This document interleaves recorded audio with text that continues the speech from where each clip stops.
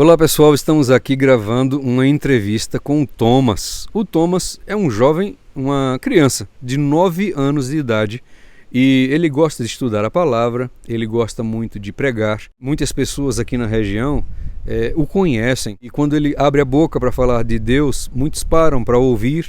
O seu conhecimento é um conhecimento que eu entendo que muitos adultos até não têm, porque ele realmente gosta de estudar a palavra. E nós vamos aqui entrevistá-lo e vocês vão ter a alegria de conhecer. Aqui estamos no sítio Ararate, que é o sítio do irmão Mauro Carnassale. Por incrível que pareça, descobrimos aqui o Thomas sendo um vizinho aqui, uma família vizinha, que mora ali atrás dos eucaliptos aqui nessa região do sítio Ararate, né? E eu quero então falar tudo bem com você, Thomas? Tudo bem. Você tem 9 anos de idade, né? Vai fazer 10 quando? 10 em 22 de fevereiro de 2023. As pessoas gostam de perguntar a você sobre Bíblia, as pessoas gostam de ver você pregando. Por que surgiu esse seu interesse em estudar a palavra, em estudar os temas concernentes à Bíblia, Jesus Cristo? Por que você gosta de estudar essas coisas, Thomas? Bem, nós tínhamos televisão, nós assistíamos 24 horas todo dia. E meu pai e minha mãe tomaram a decisão de tirar a televisão da nossa vida. E quando nós tiramos completamente, aí me veio o desejo de estudar mais. E na Bíblia hoje eu estou em 1 Timóteo. Ah, você está fazendo o ano bíblico, é? E você está em Timóteo. Começou lá de Gênesis. Não, porque meu pai tinha lido Gênesis. E também pulei Esdras e Neemias, porque Esdras e Neemias é um livro que eu bastante conheço, mas o resto eu li tudo. Um dos livros mais importantes da Bíblia é os Evangelhos, juntamente com as Epístolas de Paulo também. Muito bem, você... É incrível, né, irmãos? Ver uma criança assim com gosto pela leitura bíblica. E você já foi chamado algumas vezes para falar? Não, só fui chamado uma vez para fazer uma pregação, não aqui muito distante, numa cidade chamada São Mateus. Eu fiz uma pregação, assim, muito resumida das 2.300 tardes e manhãs, mas é a primeira vez que eu quero falar um pouquinho da história da redenção, porque é a maior história que Deus, é a maior obra que Deus pôde fazer por nós, enviar o seu Filho. Qual foi o tema dessa pregação quando você foi convidado? 2.300 tardes e manhãs. 2.300 tardes e manhãs, um assunto que até alguns pastores têm dificuldade de explanar, porque envolve muitas datas, muitos números, e você gosta desse tema? Também. Qual é o outro tema que você gosta de pregar, ou se fosse chamado a pregar, e que outro tema você gostaria de pregar? Esse tema que eu vou apresentar também, a história da redenção. Ah, quer dizer que hoje você vai falar pra gente sobre a história da redenção. Sim. Por que você gosta desse tema? Porque depois do pecado, Deus nos deu um livramento, um socorro. Deus não deixou a gente no pecado. Deus deu um socorro. Deus enviou o seu Filho para pagar a culpa sobre nós. Cristo foi um fiador por nós. Olha só, então você é fascinado por esse tema, né? Você gosta.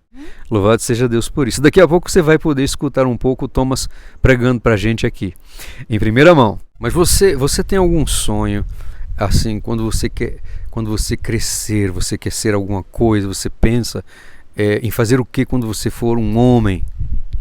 Eu penso primeiro ser pastor, pedreiro, de construir casa, né?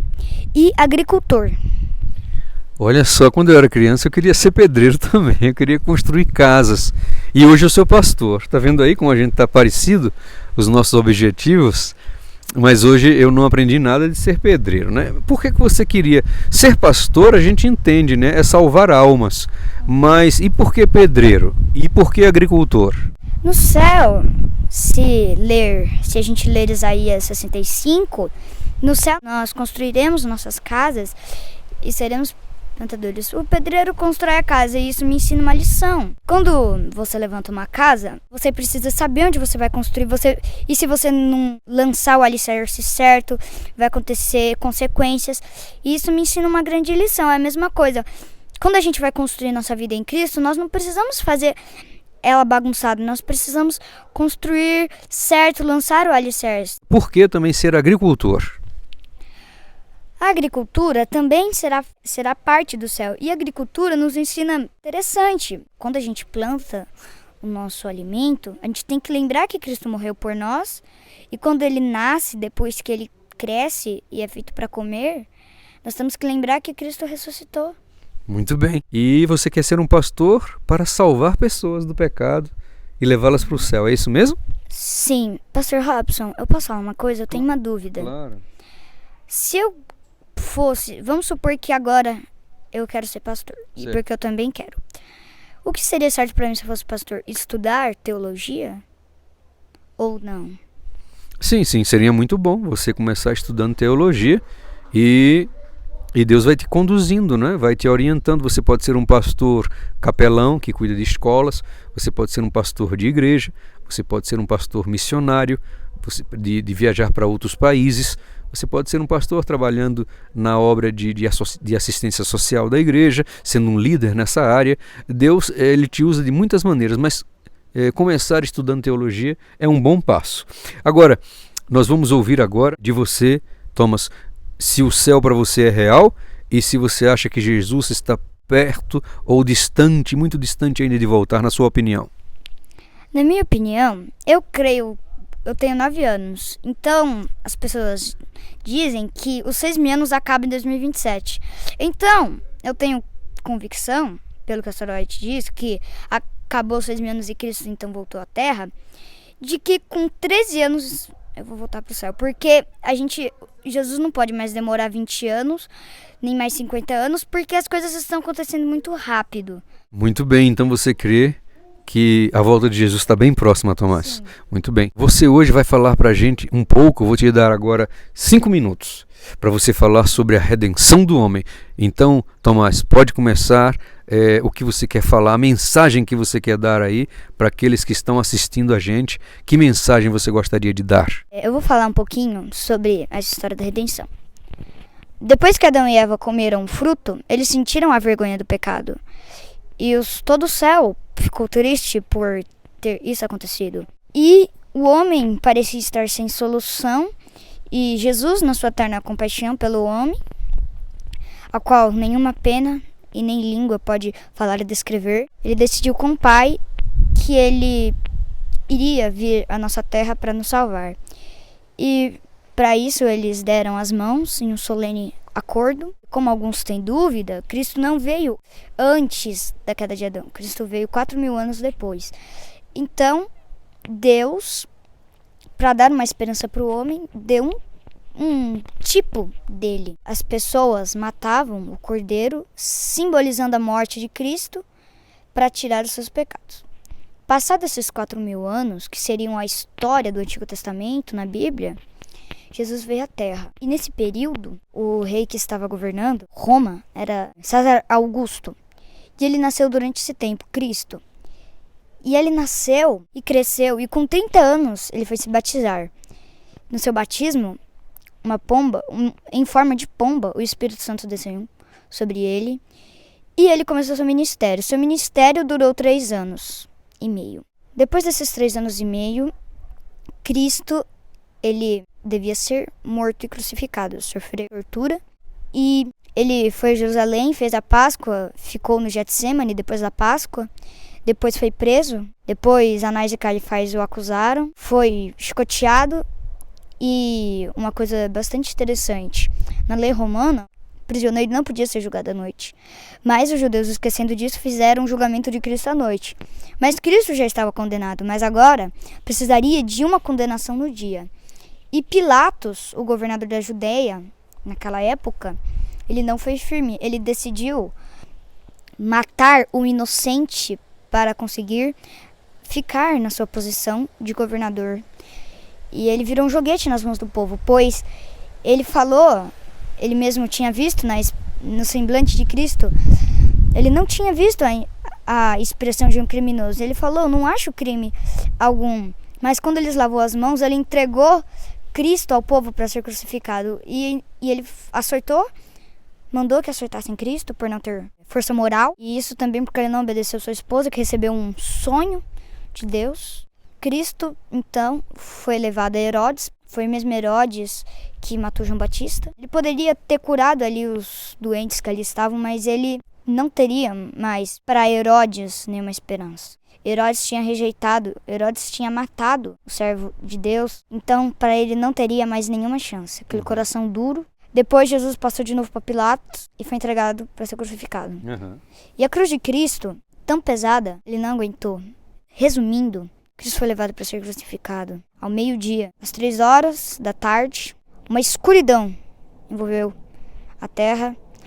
O véu do santuário se rasgou de cima para baixo, significando que o santuário terrestre não era mais sagrado. Que agora Jesus tinha aberto um novo caminho, pelo qual judeus e gentios poderiam passar. E quando o véu se rasgou, o que se rasgou foi a carne de Cristo. E ele morreu. Isso era sexta-feira.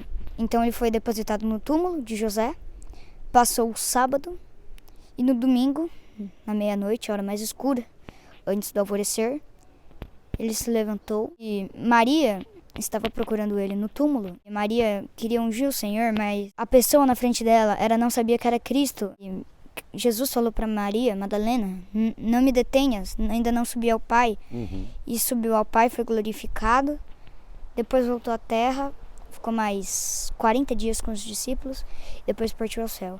Então ele tinha cumprido a obra da redenção e ele não acabou ainda essa obra.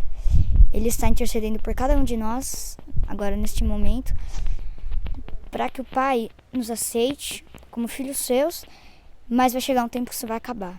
E esse momento é quando Cristo lançar incensário sobre a terra. Então para nós acabou a porta da graça. Mas, voltando ao assunto, ainda há esperança e Jesus intercede por nós. É isso que eu tenho para falar. Se os irmãos quiserem mais informação, leiam Patriarcas e Profetas, capítulo 4, o plano da redenção. Obrigado pela sua palavra. Obrigado por explicar para a gente sobre o plano da redenção, né? Desde que o homem havia pecado até a entrega de Jesus Cristo e agora, ressurreto, ele oferece essa oportunidade para todos nós. É hora de renovar a nossa fé, é hora de buscar o Senhor como nunca buscamos, porque o Espírito Santo está sendo derramado. Nós já tivemos entrevistas aqui com algumas crianças e aqui está mais uma criança. É verdade que você só tem 9 anos de idade? Sim. Olha só, 9 anos de idade e está aqui pregando para nós adultos. O Espírito Santo está sendo derramado. Que Deus abençoe muito a você. Obrigado, Thomas, pela sua explanação. Que Deus abençoe muito você, a sua família. E espero que o seu sonho de ser pastor não se realize, porque Jesus vai voltar antes que você fique adulto, né? Nós temos essa esperança que seja logo, que seja breve. Se ele não voltar, que Deus te abençoe, que você se forme e que você use esse seu dom que Deus está te dando para salvar muita gente. Amém? Amém. Amém. Glória a Deus. E se não, nós iremos ver Jesus voltar para nos buscar e para sempre morarmos com Ele. Eu, você, o Thomas e todos nós que temos essa fé em Cristo Jesus como nosso Salvador. Até o nosso próximo vídeo e Maranata. Maranata, o Senhor vem e nós iremos com Ele.